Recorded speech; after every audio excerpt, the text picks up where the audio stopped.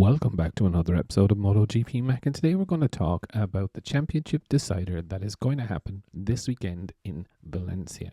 Now, before we get into it, here is the schedule for Friday.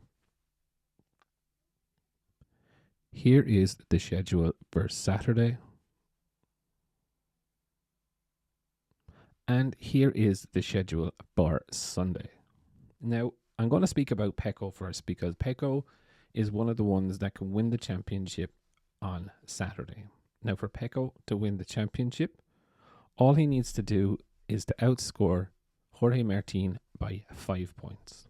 So if Pecco wins the sprint race on Saturday and Jorge Martin finishes in third place, Pecco will have a 26-point gap, which is more than the 25 points that will be available for Sunday's main race.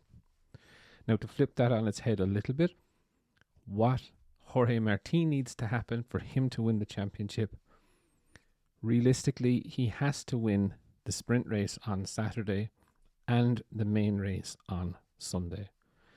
If he wins the sprint race and Pecco does not score in the sprint race and Pecco does not finish third or better in the main race, then Jorge Martin will win the championship.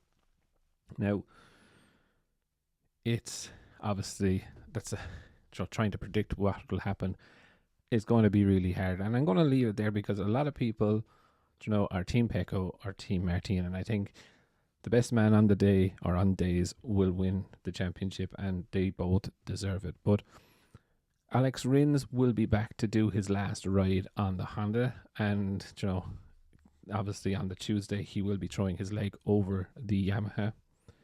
Marc Marquez will also be doing his last ride on a Honda on Sunday, and then on the Tuesday will be throwing his leg over the Ducati. And I think the world cannot wait to see what his reaction to that Ducati is.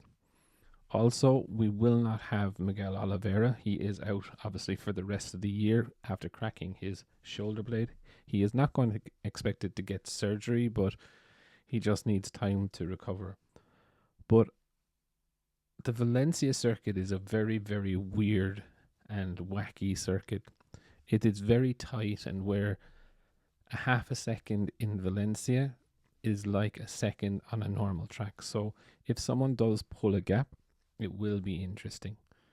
The weather is not supposed to be the best, so it could be tricky conditions for all riders. It's either going to be raining or very cold, which is definitely something you don't want to have if you're battling for a championship. But I think it will bring a year of misery to end for a couple of riders, like Joan Mir especially. He will have the test. Nakagami also. Morbidelli, last ride on the Yamaha before he gets on the Ducati. And also still no news on Luca Marini. I think it's getting a little bit tight now for him to make it happen. Maybe he will do the test. If I'm very hopeful, I do still have a hope for Di Giannantonio. My understanding is that his manager is talking to VR46 now about a possible ride for the 2024 season. Although Ciabatti has said if he doesn't get a ride, he will be a test rider for Ducati. So he's not going to be completely out, but, it would be nice to see Di Giannantonio there. But to be honest, this weekend, I absolutely can't wait. Let the two bulls at the front go and win it on the circuit.